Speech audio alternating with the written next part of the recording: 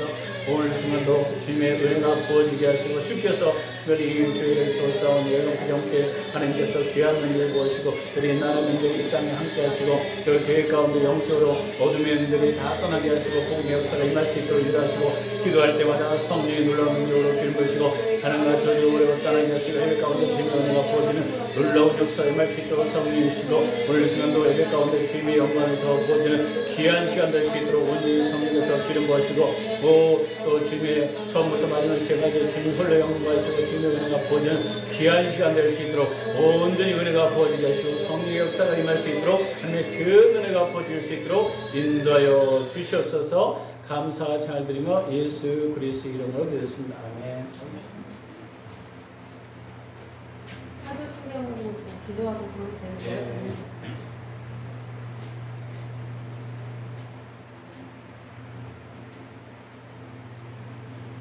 내 하나님 여호와께서 내 조상 아브라함과 이삭과 야곱을 향하여 내게 주리라 맹세하신 땅으로 너를 들어가게 하시고 내가 건축하지 아니한 크고 아름다운 성읍을 얻게 하시며 내가 채우지 아니한 아름다운 물건이 가득한 집을 얻게 하시며 내가 파지 아니한 우물을 차지하게 하시며 내가 심지 아니한 포도원과 감람나무를 차지하게 하사 내가 배불림 없게 하실 것일 때에 너는 조심하여 너를 애굽 땅 종 되었던 집에서 인도하여 내신 여호와를 잊지 말고 내 하나님 여호와를 경외하며 그를 섬기며 그의 이름으로 맹세할 것이니라. 너희는 다른 신들 곧 내 사면에 있는 백성의 신들을 따르지 말라. 너희 중에 계신 너희의 하나님 여호와는 질투하시는 하나님이신즉 너희의 하나님 여호와께서 내게 진노하사 너를 치면서 멸절하실까 두려워하노라.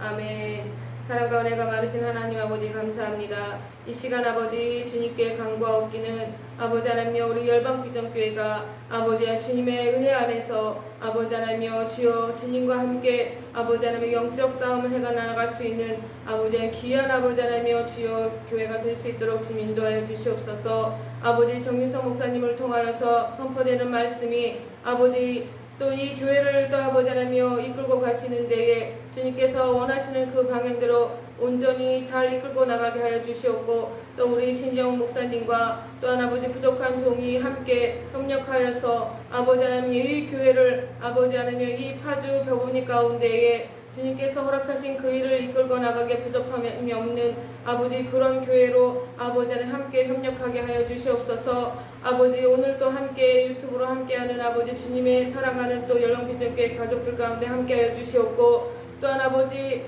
또 오늘 예배드리고 있는 전국 각지의 많은 아버지 하나님여 주님의 사랑하는 백성들 가운데 함께하여 주사 아버지 하나님여 이 주일의 예배를 통하여서 더욱더 한 주간에 아버지 하나님여 힘을 없는 말씀을 아버지 주님께서 주시는 말씀을 다 같이 받을 수 있도록 주여 인도하여 주시옵소서. 또 이 나라 북녘 땅 가운데 아버지 하나님여 또 북한 동포들 또 아버지 저 압제와 아버지 공산주의의 저 주체사상에 아버지 찌들어서 아버지 하나님 저 영이 자유롭지 못한 저들 가운데 함께하여 주셔서 아버지 하나님여 이 나라 이 땅이 복음으로 아버지 하나님여 자유 통일될 수 있는 아버지 그 나라 그날 그 시간까지 아버지 우리 또 함께 협력하여 기도할 수 있도록 주여 인도하여 주시옵소서. 끝까지 우리가 아버지의 힘을 내어서 주님께서 이 나라 이 땅 가운데 주신 소명을 잃지 않고 아버지 하나님 끝까지 인내함으로 아버지 기도하며 나갈 수 있는 또 주님의 많은 또 기도하는 자들과 함께할 수 있도록 주여 인도하여 주시옵소서. 또 우리 열방비전교회에 속한 주님의 또 아버지 허락하신 자녀들 가운데도 함께하여 주사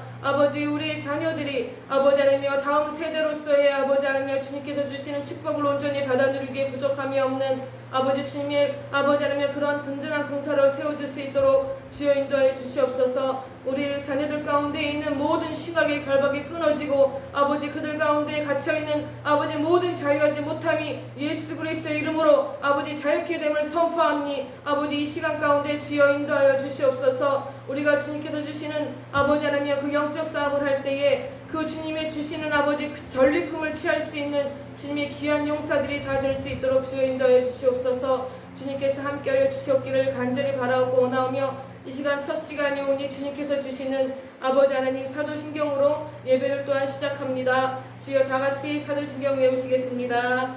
나는 전능하신 아버지 하나님 천지의 창조주를 믿습니다. 나는 그의 유일하신 아들 우리 주 예수 그리스도를 믿습니다. 그는 성령으로 잉태되어 등정녀 마리아에게서 나시고 본디오 빌라도에게 고난을 받아 십자가에 못 박혀 죽으시고 장사된 지 사흘 만에 죽은 자 가운데서 다시 살아나셨으며 하늘에 오르셔 전능하신 아버지 하나님 우편에 앉아 계시다가 거기로부터 살아있는 자와 죽은 자를 심판하러 오십니다. 나는 성령을 믿으며 거룩한 봉교회와 성도의 교제와 죄를 용서받는 것과 몸의 부활과 영생을 믿습니다. 아멘.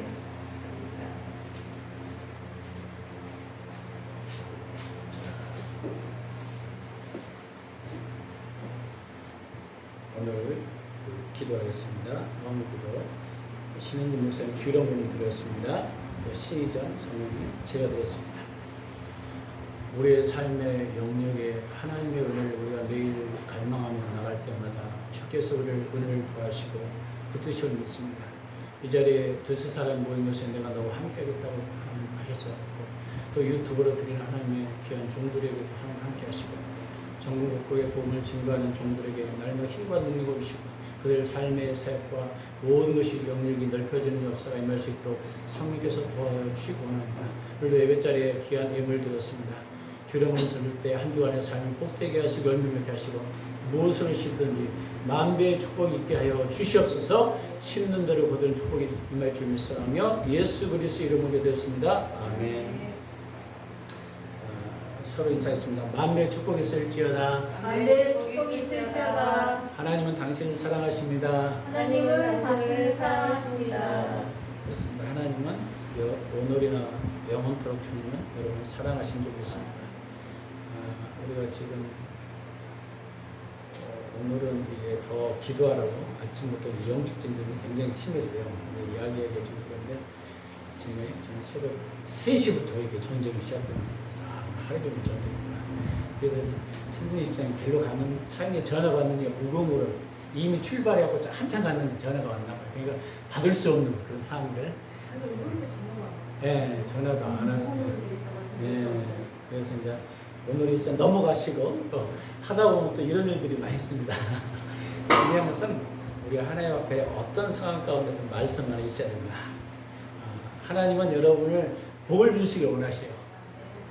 지금 우리의 삶이 코로나라는 위기로 굉장히 어려움들이 참 많아요. 교회나 삶이나 심지어는 죽음의 위기까지 온 목회자들도 있고 어떤 분은 돌아가신 분들도 있고 그리고 굉장히 급하게 지금 돌아가는 상황 가운데도 내가 잠깐 그 주중에 어떤 권사님 그 교회는 800명에서 그 이 기간 안에 2,500명으로 풀었대요. 우리가 생각할 때는 하나님이 여전히 변함이 없습니다. 믿음에 서 있는 자들은 하나님 역사할 줄 믿습니다. 하나님께서 반드시 여러분의 삶에 어제 나온 노래와 동일하신 하나님의 역사가 일어날 줄 믿습니다. 어제 우리가 한계를 바라보지 믿음으로 계속 극복하기를 원합니다. 오늘 빌보서 말씀 3장 4절에서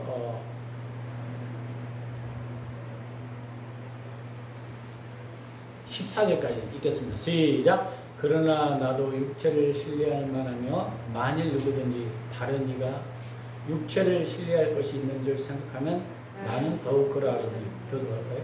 하겠습니다. 5절 시작. 나는 파레만의 할례를 받고 이스라엘 족속이요 베냐민 지파요 히브리인 중에 히브리인이요 율법으로는 갈릴레인이요. 열심으로는 교회를 박해하고 율법의 의로 흠이 없는 자라. 그러나 무엇인지 내게 유익하던 것을 내가 그리스도를 위하여 다 해로에 이를 뿐더러. 또한 모든 것을 해로 여김은 내 주 그리스도 예수를 아는 지식이 가장 고상하기 때문이라. 내가 그를 위하여 모든 것을 잃어버리고 배설물로 여김은 그리스도를 얻고 그 안에서 발견되려 하니 내가 가진 의는 율법에서 난 것이 아니요 오직 그리스도를 믿음으로 말미암은 것이니 곧 믿음으로 하나님께로부터 나는 의라. 내가 그리스도와 부활의 권능과 그 고난의 참여함을 알고자 하여 그의 죽으심을 본받아 어떻게 해서든지 죽은 자 가운데서 부활에 이르려 하노니. 그렇습니다. 오늘에는 하나님과 사랑의 관계의 제2과인데 하나님께 사랑받는 것이 인생의 가장 고귀한 것이며 가장 고귀한 성취며 가장 고귀한 지위다. 어떤 분이 이런 이야기 했어요. 높은 사닥다리가 14절까지 읽어야 되는데 제가 뺐네요. 높은 사닥다리에 벽이 세워 있는 것을 마음에 그려봅시오. 그리고 당신의 인생의 그 사다리를 오르는 과정을 생각해 보십시오. 사다리 꼭대기까지 다 오르네. 실수로 사다리를 다른 벽에 놓았음을 알게 되면 그것은 얼마나 비극일까요? 오직 한 번뿐인 인생을 잘못 산 거죠. 지난주에 한 것처럼 속도보다는 방향을 잡아야 된다. 제가 하면서 느낀 게 뭐냐면, 인생에는 어떤 계기들이 있어요.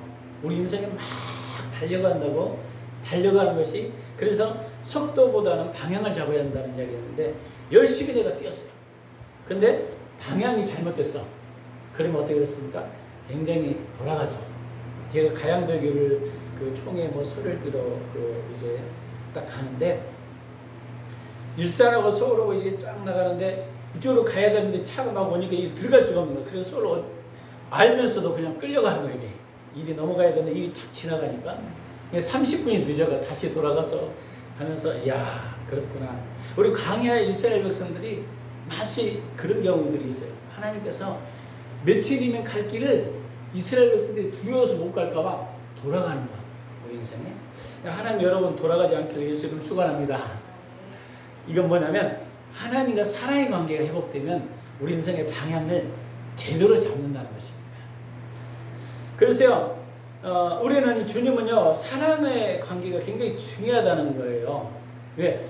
잘못 우리가 결정하면 잘못 인생을 사. 지난주에 당신 삶이 하나님 중심으로 되는 것에 배운 바 있죠? 하나님과 올바른 관계 안에 있어야 함을 이야기해요. 당신이 사랑의 관계에 참조했다는 말은 바로 이것입니다. 당신과 하나님 관계에서 당신 인생이 가장 중요한 것이죠. 이것이 올바르지 않으면 다른 어떤 것도 가치가 없죠. 목표가. 얘들한테, 야, 오늘 수박 사와라. 근데 딱 호박을 사왔어. 그러면 그건 누가 먹겠습니까? 안 먹잖아요. 하나님께서도 마찬가지예요. 우리에게 쓰임새가 있다는 겁니다. 이 관계가 굉장히 중요하다. 이걸 이야기했어요. 많은 사람이 무엇을 하느라고 바쁘지 않으면 무가치하다고 생각해요. 뭔가를 해야 돼. 근데 하나님 말씀합니다. 읽겠습니다. 나는 내가 무엇보다도 나를 사랑하길 원한다. 내가 나와 사랑관계를 맺고 있다면 세상에서 있는 모든 것을 소유한 것이다. 이렇게 이야기하고 있습니다.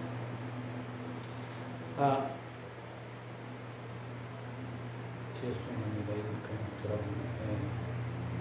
그래서 하나님과 사랑의 관계가 굉장히 중요하다고 이야기했어요. 그래서 그러면 사랑에 대한 표현을 하면 안 되는가? 아닙니다. 사랑의 표현으로는 우리가 하나님께 순종하고 하나님 요구를 하면 우리가 행하고 그게 부르심이에요. 그러면서 당신 자신의 성취감에서 뭔가를 할 필요가 아니라 당신이 하나님 관계만을 완전한 성취감으로 느낄 수 있다는 것입니다. 조지 베빌러 이 글에 있고, 예수님으로부터 사람들이 사랑과 관심에 동그라미를 줍시오. 한번 쳐보세요. 금이나 은보다 나는 예수님을 갖고 싶습니다. 여러분, 금이 갖고 싶습니까? 예수님 갖고 싶습니까? 네, 많은 사람이 동그라미죠. 그러면 금이나 은을 구하기 쉽죠. 재물보다 더 나은 그를 소유하고 싶네. 저도 이런 걸 안 했으면 좋겠어. 어쨌든 당연히 재물을 사람들이 많이 선택할 수가 있어요. 근데 그를 소유하고 싶네. 집이나 땅보다 나는 예수님을 갖고 싶네. 이게 다 나오죠. 나는 차라리 그의 못자국 난 손에 이끌리고 싶네. 사람들의 박수보다는 나는 예수님을 갖고 싶네. 사람들은 박수를 원하죠. 박수 치면 당하지 않으면 예수님을 믿어도 내가 잘못 믿었나? 나는 그의 사랑을 인해 충성을 바치려네. 제가 깜짝 놀랐어요. 엊그저께 어떤 예수 믿는 그때 간사님이 저한테 에레미야를 딱 보내왔더라고요. 근데 에레미야 약간 듣다가 깜짝 놀란 게 뭐냐면, 에레미야는 선지자인데 기적을 행한 적이 한 번도 없대. 선지자를 통해서. 우리가 생각해도 선지자도 기적을 많이 행하니 우리가 엘리사나 엘리야나 막 이걸 막 떠오르잖아요. 애로 하나님의 종들이 그러지 않은 사람도 많습니다. 깜짝 놀랐어요. 그러면서 식구들에게 고향한테 배신당하고 감옥에 갇히고 말씀 전하고, 야, 인생이 어떻게 그러냐. 하나님의 말씀대로 살았는데 이게 뭔가. 그 당시에 우리가 보면 에레미야 시대에는 그 북이스라엘 남유다의 그 북이스라엘 가장 어떻게 보면 남유다의 그 암울한 시대 그 선지자잖아요. 그러니까 시대에 따라 이게 하나님의 종들도 마찬가지입니다. 이때까지. 근데 하나님한테는 사랑받았을 줄 몰랐어도 환경은 어떻게 됐어요? 굉장히 어렵겠잖아요. 그러니까 그걸 잠깐 보면서 딱 오는 게 느낀 게 뭐냐면, 야, 시대에 참 잘 타고나는 것도 복이다. 물론 하나님 편에서는 그 사람이 여전히 사랑받지 않는 게 아니에요. 사랑받아요. 근데 사람들이 생각할 때는 에레미야는 사랑받지 못했을 거야. 구덩이에 빠졌는데 무슨 사랑받았냐. 근데 아니라는 것을 우리가 알 수 있습니다. 심지어는 뽑고 심고 이런 내용이 나오죠. 그 에레미야 중보기도로 강하고 세상의 인기보다는 나는 예수님을 갖고 싶어요. 사람이 그런가요? 네. 나는 그의 거룩한 이름에 진실하고 싶네.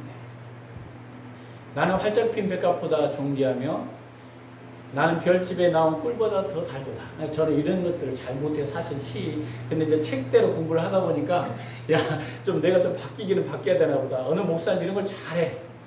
내가 볼 때는 능글맞아갖고 이런 걸 못하겠더라고. 근데 이런 것들 좀 할 줄 알아야 이게 사람들이 붙는데 나는 차라리 예수님을 갖고 그를 따르겠네. 후렴 큰 나라 왕이 되어서 제일 무서운 지배 속에 있는 것보다는 이 세상에 지금 주는 어떤 것보다 나는 예수님을 갖고 싶네. 솔직히 어떤 것을 여러분 택하시겠습니까? 다시 한번 정리하겠습니다. 내가 갖고 싶은 거 예수님. 은, 금, 재물, 집, 땅. 그렇죠. 우리는 예수님이라고 하는데 내 마음 구석에는 은이나 금, 재물 좀 줬으면 좋겠어요. 그런 게 있겠죠. 내가 갖고 싶은 거 예수님. 인기 사람들 박수. 사실 박수 안 받으면요 내려놓으려고 하거든. 포기하려고 하거든. 야, 주의 일했는데 박수를 안 치고 맨날 핍박만 하더라. 그러면 금방 그만두잖아요. 내려놓잖아요. 만약에 에레미야 시대 같이, 그래서 아무나 에레미가 되는 게 아닙니다. 아무나 바울이 되는 게 아니에요. 바울처럼 핍박도 받고 고난도 당하고 아무나 모세가 되는 게 아니에요. 모세처럼 막 350만이 막 공격해도 네 감사합니다. 그게 될까요? 이게 쉬운 일이 아니에요. 리더자가 내가 하고 싶은 거 예수님 큰 나라 왕이 되는 거. 많은 사람 큰 나라 왕이라면 왕을 선택하겠죠. 당신은 진정 마음을 다해서 하나님을 사랑하고 싶습니까? 그분은 아무 경쟁력도 허락지 않으십니다. 그분은 이렇게 말씀하십니다. 그러죠? 그래서 우리가 성경 말씀에 어떤 구절이 있는가 그러면 마태복음의 6장 24절 읽겠습니다. 시작. 한 사람이 두 주인을 섬기지 못할 것이니 혹은 이를 위하고 저를 사랑하나 혹 이를 중히 여기고 저를 경히 여기리라. 너희가 하나님과 재물을 겸하여 섬기지 못하느니라. 하나님과 재물을 겸하여 섬긴다 못 섬긴다? 못 섬긴다는 거예요. 그래서 끝나게서 돈은 불해야잖아요. 하나님이 복을 주셔야 하잖아요. 선택하라면 반드시 또 다른 걸 선택해. 신명기 6장 10절 15절이니까 내 하나님 여호와께서 내 조상 아브라함과 이삭과 야곱에 대하여 내게 주리라 맹세한 땅으로 너를 들어가게 하시고 내가 건축하지 아니하고 크고 아름다운 성을 얻게 하시고 그 다음에 11절 시작. 내가 채우지 아니한 아름다운 물건이 가득 지은 집에 얻게 하시고 내가 파지 아니한 우물을 차지하며 내가 심지 아니한 포도원과 감람나무를 차지하게 하고 내게서 배불리 먹게 하실 때에 너는 조심하여 너를 애굽 땅 종되었던 집에 인도하여 내신 여호와를 잊지 마라. 사람은 배부를 때 잊어버리기 쉽죠. 잘 될 때. 내 하나님 여호와를 경외하며 그를 섬기며 그 이름을 맹세할 것입니다. 너는 다른 신 곧 내 사명에 있는 백성들의 신을 따르지 말라. 너희 중에 계신 너희 하나님 여호와를 질투하신 하나님이 너희 하나님 여호와께서 내게 진노하사 너를 지면에서 멸절시킬까 두려워하노라. 그래서 당신이 하나님을 사랑할 때 하나님은 당신을 향한 사랑 때문에 당신의 모든 필요를 채우십니다. 그것을 믿습니까? 관계가 회복돼요. 아까 신명기 6장은 뭐냐면 우리 신명기 4장부터 이스라엘 백성아 세마 들으라. 마음을 다하고 성품을 다하고 너희 하나님을 사랑할 때, 그리고 그 이어지는 게 아까 뒤에 네가 심지 않은 거 거둘 것이고 네가 사랑할 때, 이 내용이죠. 그래서 우리가 이 내용이 꼭 구약에만 있냐? 우리 신약에도 비슷하게 그게 있죠. 마태복음에 나옵니다. 마태복음 시겠으면 30절 시작. 그러므로 염려하여 이르기를 무엇을 먹을까 무엇을 마실까 무엇을 입을까 하지 말라. 다 이는 다 이방인이 구하는 것이라. 너희 하늘에 계신 너희에게 있어야 할 줄 아느니라. 그런즉 너희는 먼저 그의 나라를 구하라. 이 모든 것을 너희에게 더하시리라. 우리 인생은요, 제한된 시간을 위해서가 아니라 영혼을 위해서 우리가 창조했다는 거예요. 그러니까 사람들은요, 제한된 시간만을 위해서 살 때가 많아요. 그러니까 먹고 살고 자고 있고 이것만을 위해서 인생이 있다면 굳이 영혼에 대한 관심이 필요가 없겠죠. 잘 먹고 잘 살면 되지 다른 거 필요했습니다. 그러나 우리 기독교 안에 믿음 안에 사는 영원한 세계가 있다는 것을 우리가 이야기합니다. 그래서 영원한 세계를 위해서 우리가 지음받았다는 것을 우리가 알면 우리 인생이 달라져요. 알겠습니다. 하나님은 제한된 시간만을 위해서가 아니라 영혼을 위해서 당신을 창조하셨습니다. 제한된 시간 중에 하나님과 사귈 기회를 주십니다. 또한 그것을 하나님을 닮도록 당신의 성품을 기억하시는 기회입니다. 그러니까요, 제한된 시간을 위해서가 아니라 영원한을 위해서 창조했다는 거예요. 그러면 우리가 기도도 하나님과도 제한된 시간이 있어요. 여러분 24시간 동안에 딱 지켜보세요. 하나님과 교제와 하나님과 관계는 얼마나 많이 합니까? 근데 어느 순간에 그 시간들이 지나가면 두 번 다시 와요, 안 와요? 안 온다는 거예요. 근데 그 기간에 하나님이 뭐 하라고? 하나님 닮고 하나님 성품을 키워가는 기회라는 거예요. 그래서 어떤 기회는요, 두 번 다시 안 오는 기회들도 있습니다. 그 정도 우리 안에 기회가 우리 안에 중요해요. 그래서 그것을 우리가 이 땅에 영원한 세계를 품고 나갈 때 이후에 그 천국이 당신에게 충만하게 펼쳐질 거라는 것을 우리가 이해하는 게 굉장히 중요하다고 말씀하고 있습니다.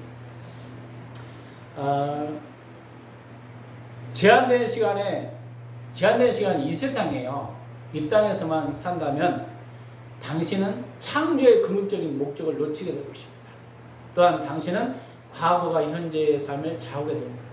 이 말은 과거에 우리가 매어서 살다 보면 미래가 어떻게 돼요? 과거에 내가 하는 일마다 안 됐어. 근데 과거가 자꾸 생각나요. 그러니까 무슨 일 하다가 트라우마가 있으니까 멈춰버려. 그럼 현재는 어떻게 살까요? 하다가 포기하고 미래는 어떻게 될까요? 밝을까요? 환할까요? 어둡겠죠. 그래서 우리는요, 제한된 시간에 이 땅에 있지만은 과거가 우리의 삶의 영향을 좌우해서는 안 되고 영원한 목적에 우리가 인생을 목표를 둬야만 현재 우리가 어떻게 살지 우리가 안다는 것입니다. 그 대표적인 얘기. 그래서요, 하나님의 자녀는 미래에 의해서 만들어야 된다는 거예요. 영원한 세계에 대해서 우리가 현재 어떻게 살 것인가 결정돼야지 눈에 보이는 이 땅의 것으로만 추가하다 보면은 삶이 거기에 매여 있다는 거예요. 하나님은 지구상에서 미래뿐 아니라 영원한 미래에 대해서 현재라는 시간을 사용하셔서 당신을 다듬으시고 새로 빚으십니다. 그래서 과거의 어떤 일은 당신의 현재 생활에 큰 영향을 주고 있습니까? 그것은 어떤 신체적, 정신적 장애, 불우한 가정 환경, 실패, 개인적인 가족에 대한 부끄러운 비밀이 될 수도 있어요. 자존심, 성공, 인기, 인정받는 것, 지나치게 많은 제한들이 될 수 있습니다. 당신은 과거에 의해서 좌우되고 있습니까? 아니면 미래에 의해서 좌우된다고 하고 있습니까? 그 이유는 무엇입니까? 이게 생각해 보라는 거예요.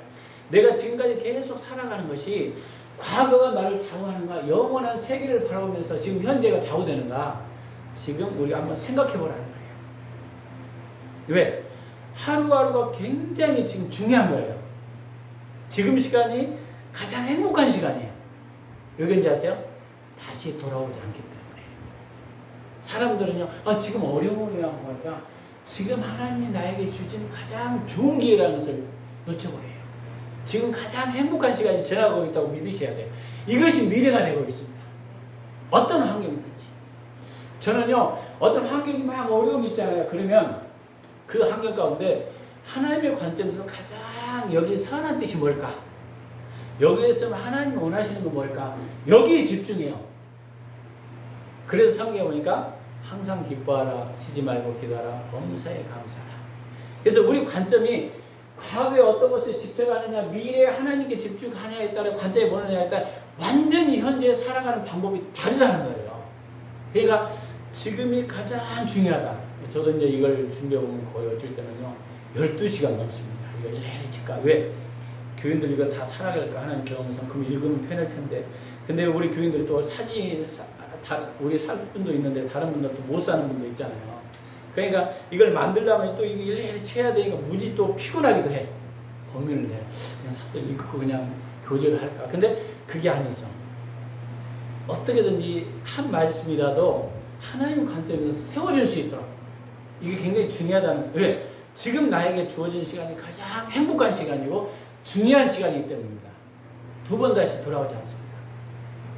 왜? 코로나라는 환경을 보면서 제가 이제 그걸 느꼈어요. 야, 병원에서 막 입원해 있고 싶다라니 막 그럴 때는요, 진짜 왔다 갔다 막, 와, 어쩔 때는 열 몇 시간씩 기다리고 막 이런 과정 속에서 하나님의 은혜가 중요하다는 것을 그때 느꼈어요. 순간순간. 그 시간이 가장 중요하다. 근데 계속 그때는 기도를 많이 하고 있었습니다. 하면서 하나님이 인도하시고.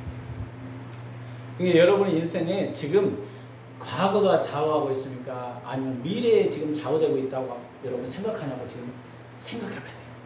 그 이유는 무엇이냐고 스스로 여러분 질문해야 됩니다. 그러면 질문, 바울도 이와 같은 문제를 고심했다고 생각해요. 과거, 현재, 미래가. 그게 빌립보서 오늘 읽은 3장 4절에 14절을 살펴보겠습니다. 아까 읽었죠? 4절 시작. 그러나 나도 육체를 실망한 것이며 만일 누구든지 다른 네가 육체를 신뢰한 것이 있는 줄 생각하면 나도 그러하더라. 바울이 어떤 사람이에요? 바울은 과거에 굉장히 육체를 신뢰할 정도로 대단한 사람이에요. 왜? 8일에 나는 8일 만에 할례를 받았다. 그리고 유대인 중에서 이스라엘 백성 중에 베냐민이다. 히브리 중에 히브리다. 율법에는 바리새인이다. 그 당시에 그 유대의 막 그 족보에 들어가려고 어떤 사람은 돈 주고 살 정도로 굉장히 어떻게 보면 엘리트예요. 최고의 어떤 육체를 신뢰할 만한 유대교였습니다. 열심으로 교회를 박해하며 신앙생활도 자기 관점에서는 열심히 했어요. 율법으로는 의로 흠이 없었다. 얼마나 말씀을 달달 외웠을 거예요. 철저했잖아요. 이 정도면 뭔가 신뢰할 만한 거 아닙니까?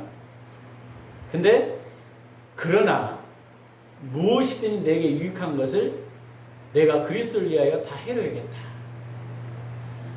이건 나중에 좀 설명할 거예요. 8절. 또한 모든 것을 해로여기면 내 주 그리스도 예수를 아는 지식이 가장 고상합니다. 내가 그를 위하여 모든 걸 잃어버리고 배설물로 여기는 그 모든 거 잘나고 똑똑하고 이것을 배설물로 여겼대요. 그것도 이제 설명할게요. 그리스도를 얻고 그 안에 발견되려 함이라. 내가 가지는 율법에 난 것이 아니야 오직 그리스도를 믿음으로 말미암은 것이 곧 믿음으로 하나님께 난 의라. 내가 그리스도와 부활의 권능과 그 고난에 참여함을 알고자 하여 죽으심을 본받아 어떻게든지 죽은 자 가운데 부활의 일을 하느니 내가 이미 얻었다 하며 온전히 이뤘다함도 아니라 오직 내가 그리스도 예수께 잡힌 바 된 그것을 잡으러 달려갑니다. 형제들아, 난 아직 내가 잡은 줄 여기지 아니고 오직 한 일, 즉 뒤에 있는 것을 잊어버리고 앞에 있는 것을 잡으려고 표대를 향하여 그리스도 예수 안에서 하나님의 부르신 상을 달려가노라. 이게 바울이 이제 고백인데요. 바울에 대해서 좀 우리가 질문을 해봐야 됩니다. 바울은 과거에서 바울이 현재 영향을 미쳤을 만한 것이 무엇이었을까요? 아까 여러분 읽으면서 바울이 과거에 누구였다고 했어요? 육체를 신뢰할 만한 거였다고 했어요. 난 어떤 거? 할례를 받았다. 8일 만에. 나는 이스라엘 족속이야. 나는 베냐민 지파. 히브리 중에 히브리. 율법으로 완전한 거야. 가말리엘의 또 족속이죠.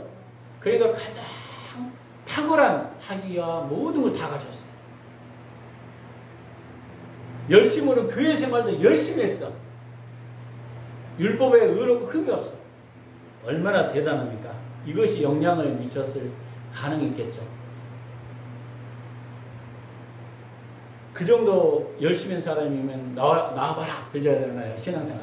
바울이 이런 것들에서 어떤 가치를 줬어요? 8절에 보니까 읽겠습니다. 시작. 또한 모든 것을 해로 여김은 내주 그리스도를 아는 지식이 가장 고상하기 때문이다. 내가 그리한 모든 것을 잃어버리고 배설물로 여김은 그리스도를 얻고. 우리가 이 본문을 잘 이해하는 게 굉장히 중요합니다. 왜 이런 것들을 배설물로 여겼을까요? 율법의 의로는 구원을 이룰 수 있을까요? 없을까요? 없죠. 그리고 율법의 의로 만약에 바울이 나는 이 정도 그 어떤 지식과 학식과 탁월한 그 율법에 흠이 없는 자라고 했는데 그 당시에 바울은 율법주의 안에 완전히 갇혀 있는 거죠. 그러니까 하나님에 대해서 잘 몰랐던 거예요. 그러니까 이것을 안 내려놓으면 새로운 것을 깨달을까요? 못 깨달을까요? 못 깨닫죠. 그러니까 이게 해가 된다는 거예요. 도리어 해가 돼요. 율법주의 안에 갇혀있으면 해가 돼요. 이걸 빠져나와야 돼요. 못 빠져나와. 그러니까 다메섹에서 바울이 그때 깨지기 시작한 거예요. 율법으로 의롭게 된 사람이 있다 없다? 없다는 거예요. 613가지잖아요.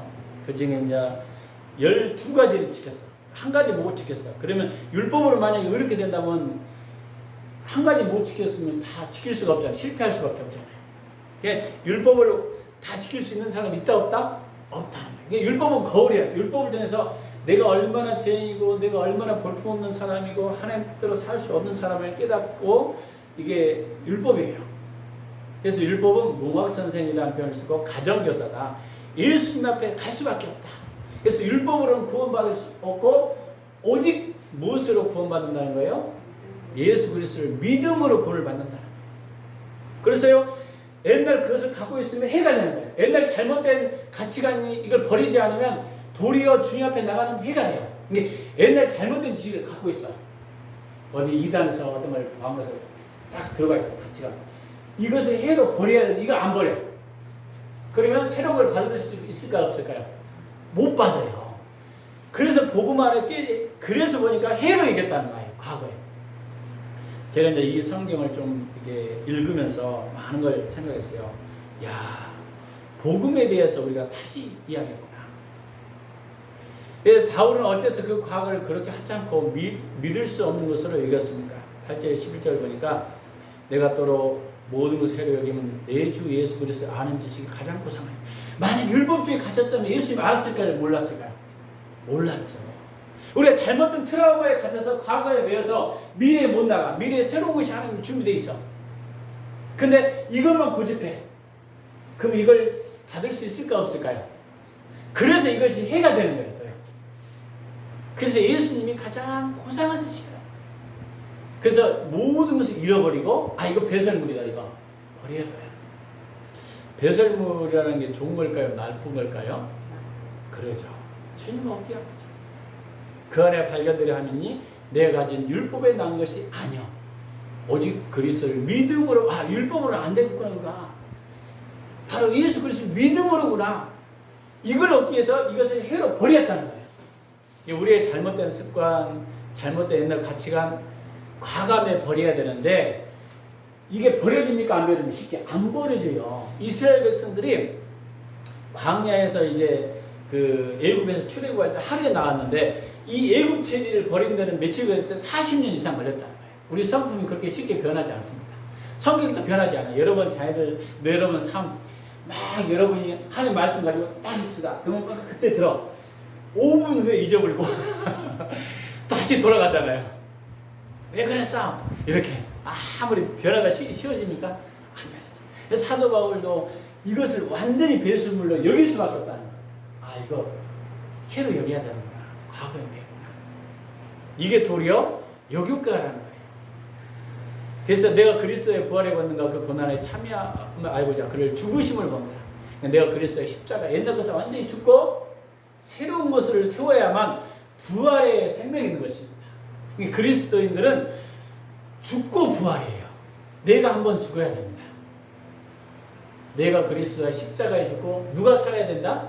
주님이 사셔야 되는데 이 틀 때문에 관계 때문에 바리새인과 서기관들이 이 전통과 틀을 안 버리니까 절대 예수님을 못 만나요. 성경을 매일 다 읽어. 심지어는요 애우다시피 해. 근데 예수님이 읽어. 내가 보니까 옛날에 유대 그 교회 이스라엘 우리 교수님이 그 한번 물어봤대요. 당신 매일 성경이 읽는데 왜 예수님 모르냐? 그냥 읽어 똑같이. 근데 전통에 그대로 바뀌어서 이걸 못 버리니까 버려야 되는데 못 버려. 그래서요 과거가 그렇게 무섭다는 거예요. 영원한 미래로 완전히 바뀌어야 된다는 거예요. 오늘 굉장히 중요한 하나님 관계도 마찬가지예요. 그래서 바울의 미래상을 해서 어떤 준비를 했습니까? 13절 14절 읽겠습니다. 시작. 형제들아 나는 내가 아직 잡힌 줄로 여기지 않고 오직 한 일 뒤에 있는 것을 잊어버리고 앞에 있는 것을 잡으려고. 앞에 이제 세상 이거 버려. 이거 의미 없어. 이제 뭘 잡는다고요? 예수님이 잡아요. 이 땅의 것은 몇 년이면 다예요. 7, 80년. 근데 영원한 세계는 1000년, 10,000년 어마어마하잖아요. 전혀 가치가 달라요. 그래서 예수님이 밭에 보화의 비유를 했어요. 여기에 보석이 딱 있다 밭에. 근데 나만 알아. 그러면 이 주인이 주인한테 몰래 이 밭 팔으세요. 남들이 볼 때는 밭이 보잘것없어 보여. 근데 자기는 여기에 보화가 있다는 것을 알아. 그러니까 돈 주고 다 사는 거예요. 이것이 지금 우리 인생에도 마찬가지라는 거예요. 왜 예수님께 다 거냐? 지금 이걸 이야기하는 거예요. 그러니까 뒤의 것을 잊어버리는 수밖에 없습니다. 그럼 무엇을 향해요? 표대를 향해서 그리스도 안에서 하나님의 부르심의 상을 위해서 달려간 거라 이렇게 이야기하고 있어요. 제가 이제 그 TV 이야기를 해서 죄송합니다. 뭉치아 쏜다는 꼭 제가 보거든요. 근데 그 사람들이 어떻게 엘리트가 되는 거 했더니 과거에 축구를 처음에는 좀 잘 못했는데 나중에는 잘한 사람 항의자도 모시고 유명한 사람 불러다가 계속 멘토링을 하면 서로 소통해요. 나누고 하나 개선하고 또 미래를 향해서 더 좋은 사람 뽑고. 그러니까요 몇 개월 했는데요 굉장히 탁월해졌더라고요. 이걸 내가 보면서 그랬어요. 이게 그 미래를 향해서 이게 부르심과 똑같이 제가 예를 들은 거예요. 그래서 이제 제가 이제 이걸 정리해 봤어요. 뭘 잊어버려야 해요? 바울처럼 과거 뒤에 있는 것을 잊어버려야 된다. 바울이 뒤에 있는 것을 잊어버렸어요. 여러분 뒤에 있는 게 뭐예요? 여러분 삶 가운데 과거에 어떤 거예요? 실패했던 거, 내 성격 어떤 거, 뭔가 모난 거, 어떤 거 잘했던 거 이거 잘 버려야 돼요. 바리새인 바울은 뭘 버렸죠? 율법주의 신앙관을 버렸어요. 그리고 뭘 잡았죠? 앞에 있는 거, 예수님, 미래 복음, 영원한 것에 투자했어요. 그러면 내가 뭘 해야 할지 알아요. 내가 전도해야겠구나. 내가 이 사람 영원권해야겠구나. 영원권해야겠다는 마음이 생기면요, 이 사람이 나와 관계가 안 좋아도 내가 또 품어요. 이 사람 어떻게든 구원하려고. 근데 영원권에 대한 관심이 없고 지금 내가 현재 상처낸 상태에서 이 사람을 보면요 떠나보내요. 이 사람은 달랍니다. 그래서요 내 어떤 가치관에 따라 그 사람을 구원으로 이끄느냐 아니면 그 상처 속에서 그 사람을 보느냐 하면 나하고 부딪히는 상처이기 때문에 그 사람을 떠나보내요. 그 사람 안 왔으면 좋겠다. 근데 영원한 세계를 보면 그 사람을 보고 그 사람은 세워요. 전혀 다릅니다. 미래가 달라지는 거죠. 달라져요. 이게 우리가 예수 그리스도 복음 안에 세워지는 게 굉장히 중요합니다. 그럼 뭘 쫓아가요? 바울처럼 표대를 향해서 그리스도의 상을 향해서 달려가느라. 이게 바울의 고백입니다. 그래서요 바울은 진정으로 원하는 것은 예수님 알고 그분과 같이 되는 것이었습니다. 지난날에 자기가 잘 먹고 잘 살고 율법적으로 탁월하고 학벌로도 좋고 이 정도면요 좀 잘 먹고 잘 살고 편하게 살 수도 있잖아요. 세상적으로 이걸 다 버리고 영원한 세계를 보니까 더 좋은 세계가 있으니까 태창으로 3번 맞고 뭐 이게 나오잖아요. 그런 내용들이 나와요. 강도의 위험, 바다의 위험 막 바뀝니다. 내가 엊그저께 박한선 목사님 설교를 잠깐 들었는데 그분의 설교는 영원한 세계를 많이 하더라고. 깜짝 놀랐어요. 내가 이것도 일지식인 게 우연히 들은 거예요. 내가 그 제자광성교회 우연히 듣다 보니까 그분이 무슨 설교를 많이 하는가. 우연히 나는 좀 그냥 저거 비슷한 설교를 하고 있는 거예요. 사실은. 근데 그 설교 하는 게 아니라 영원한 세계가 있다는 그 가치에 우리의 삶의 방향이 바뀐다는 거예요. 어떻게 살 것인가. 하루하루가 굉장히 중요한 시간이라는 우리가 기억해야 됩니다. 여러분이 찬양하는 시간, 기도하는 시간, 하나 한 영혼 대하는 시간 2번 다시 오지 않는다는 시간이에요. 상황이 달라져요. 그래서 무엇의 가치관을 따라 살아가느냐에 따라서 미래가 현재의 삶의 태도가 바뀐다는 거예요. 그래서 당신은 영혼을 위해서 창조했다. 그래서 요즘에는 옛날 내가 바뀐 것이 성경을 많이 보면서 영적인 삶을 살아야구나. 확 이번에 많이 바뀐 게 몇 개월부터 이제 그 생각이 바뀐 거예요. 헌의 설교도 있고 유교 설교도 있어요. 사실 잘 먹고 잘 살아라. 그냥 부유하게 살라. 물론 잘 먹고 잘 살면 좋죠. 여러분 잘 살기를 축원합니다. 그러나 영원한 세계의 목표를 드려야 돼요. 영원한 세계의 목표를 잃어버리면요. 잘 먹고 잘 살고 목표를 두다면 어려우면요. 하나님 떠납니다. 신앙 떠나가요. 핍박이 오면 떠납니다. 그래서 내가 생각했어요. 그렇구나. 그래서 그 목사님 그럼 잔소리를 아는가 했더니 무지하게 잔소리를 많이 했는데 왜 여기다 그 주차장에 이런 거 잘 못해나 이거 잘 세워라. 그래서 영혼에 대한 개념이 확 배겼습니다. 이야기를 합니다. 미래에 투자하는 거 읽겠습니다. 시작. 당신 인생을 하나님의 목적에 맞추기 시작해야 합니다. 그분의 목적은 현재 시간을 초월해서 영원까지 이릅니다. 당신의 인생, 시간, 재물을 영혼에 나누고 투자하고 지나가 버릴 것에 하지 마십시오. 하나님이 영혼을 위해서 당신의 창조하셨음을 깨닫지 못하면 당신은 엉뚱한 곳에 투자할 것입니다. 당신은 보화를 하늘에 쌓아두십시오. 마태복음 6장 19절 20절. 그러니까 하나님의 목적에 맞추기 시작해야 돼요. 그러면요, 그 목적에 맞추면 현재 시간을 초월해서 영혼까지 이른다는 거예요. 내 인생, 시간, 재물을 영혼을 위해서 투자했는가, 현재 것에 투자했는가에 따라서 여러분 인생이 바뀌어요. 현재 것은요, 언젠가는 썩어질 것이고 잠시 있다 지나가는 것들이에요. 근데 그 사람은 지나가는 것에 목숨을 걸잖아요. 신앙도 떠나고 하나님도 떠나버릴 때 맞잖아요. 그래서 엉뚱한 것에 투자하면 안 됩니다. 보화를 위해서 하늘에 쌓아두라는 거예요. 하나님과 사랑의 관계가 그토록 중요한 이유가 바로 여기에 있습니다. 관계가 회복된다면, 마음을 다하고 성품 다해 하나님을 사랑한다면, 하나님 관계가 회복된다면 영혼에 투자할 수밖에 없습니다. 하나님은 당신을 사랑하십니다. 그분은 당신이 무엇을 최선인지 아십니다.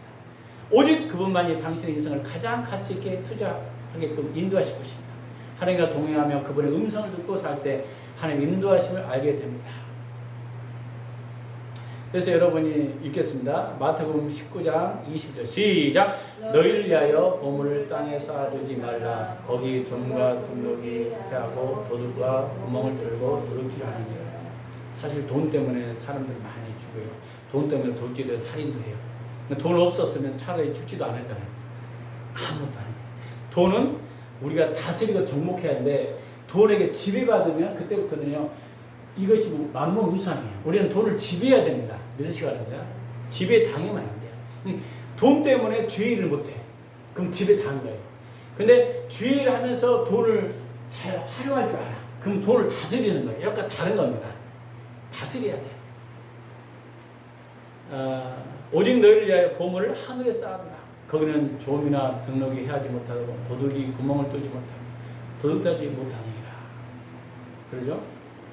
내 보물이 있는 곳에 내 마음이 있는 곳. 사실은요, 마음이라는 게 굉장히 보물과 마음과 우리가 가장 소중한 것에 마음이 있어요.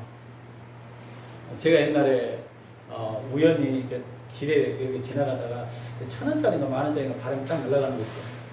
1,000원짜리였어요. 그러니까 사람 딱 지나가 얼른 몰래 바로 마음이 있으니까 마음이 없으면 그걸 하니까 왜 누가 또 집어갈까 봐 사람 지나가지고 지고 가는 거예요. 이 보물이 그런 거죠, 마음에. 근데 하나님도 마찬가지. 너희 마음을 하나님께 드리라는 것은 가장 소중한 것을 나에게 있어라 이거예요. 근데 우리가 하나님께 있는 것이 아니라 어떤 돈과 재물이 있어요. 그래서 둘이 아까 두 사람을 섬길 수 있다 없다? 없다는 거예요. 그거예요. 그걸 이야기해요. 그럼에도 우리가 돈이 필요해 안 필요해? 필요합니다. 필요 없는 게 아니에요. 그런즉 너희는 먼저 그의 나라와 의를 구하라. 그리하면 이 모든 것을 너희에게 더하라. 하나님의 관점으로 살고 하나님 나라로 살면 열방이 여러분이 보이기 시작합니다. 그래서 하나님께서 풀어주는 것이 여러분 느끼셔요. 근데 이제 우리가 마태복음을 잘 읽어보면은 이 내용 그 19절 가기 전에 이 내용의 내용에는요 무엇을 먹을까 무엇을 입을까 염려하지 말라 쭉 나와요. 이것을 이방인이 구한 것이 쭉 나오면서 이제 여기에 이런 복음이 나오거든요. 근데 우리가 가장 목회자들이 설교하기 힘든 게 개척교회는 특히 재물 이야기예요. 헌금 이야기. 지가 그런 건 않잖아요. 11조 이야기 잘 못해요. 근데 원래는 해야 게 맞아요. 왜? 그 사람이 가장 하늘에 쌓아야 되니까. 그래서 참 아이러니하는 그런 거. 큰 교회들은 그걸 신경 안 쓰고 그냥 해요. 왜? 받아들이는 사람도 있고 거부하는 사람도 있기 때문에. 근데 왜? 가장 소중한 것을 하나님께 드려야 되니까 이게 맞는 건데 이걸 못하는 거예요. 그래서 내가 가만히 생각해보니까 이제 필요하면 해야 된다. 그런 것이 굉장히 중요합니다. 예, 심고 또 거두는 법칙이 있거든요. 많이 심으면 많이 거두고 적게 거두면 적게 거두고 하나님 나라에 대해서 우리가 이해하는 게 굉장히 중요해요.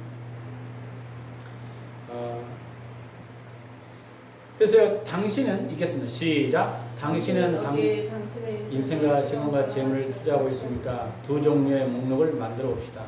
왼쪽 칸에 지나가 버릴 거, 오른쪽 칸에 영원한 가치를 가진 것을 나열해 보십시오. 세상 거, 여러분 인생, 시간, 재물 지금 세상에 투자하고 있습니까? 영원한 가치에 투자하고 있습니까? 이걸 이제 적어보라는 건 사실 개개인.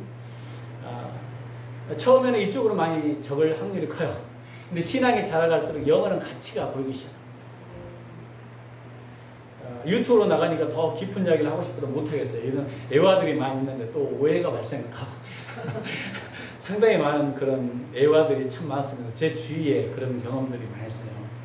근데 이제 그거 이야기하면 큰일 나니까. 당신의 인생을 가치 있게 투자하는 데서 조정할 필요가 있는 건지 뭔지를 여러분 다시 생각해보라는 생각이 내 지금 기도합시다. 지금 어디에 내가 투자할 것인가? 그러니까 하나님께 여쭤봐라. 나는 이것에 지금 투자했는데 지금 어디에 투자할 것인가? 내가 조정해야 할 부분이 뭔가 그걸 써보라는 거예요. 그래서요 하나하나가 굉장히 사실은요 우리 인생에 인생, 시간, 재물이 굉장히 우리 안에 어디에 투자하는 것은 굉장히 중요합니다. 중요한 관건이에요.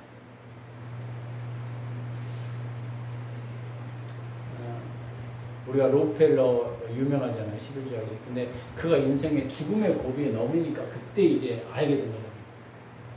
완전히 하나님에 대해서. 그리고 바뀐 거예요. 그 인생. 그래서 하나님 이 과의 요점. 하나님께 사랑받는 것이 인생의 가장 고귀한 관계이며 이겠습니다. 시작. 가장 귀한 성취며 가장 고귀한 지이다. 하나님은 제한된 시간을 위해서 창조하지 않으셨다. 그러죠? 눈에 보이는 이거 시간에 지금 창조하지 않았다는 거예요. 하나님의 영혼을 위해서 나를 창조하셨다. 우리의 영혼은 영생에 대한 우리가 목적을 둬야 됩니다. 교회와 기독교와 모든 신앙들이 이쪽으로 많이 기울여야 됩니다. 근데 지금 너무 이쪽으로 기도하니까 기복주의에 빠졌어요. 여러분 돈 많이 벌어야 됩니다. 그러나 하나님 목적이 돼야 됩니다. 이게 목적을 떠나고 돈만 많이 벌면 기복주의가 돼요. 근데 하나님 목적이 되면 기복주의가 아닙니다. 약간 다른 개념입니다. 다른 개념. 나의 현재가 예수님이 빚어서 예수님을 닮아가는 나의 미래를 좌우하도록 합니다. 지금 내 관점이 중요하다는 거예요. 지금. 네.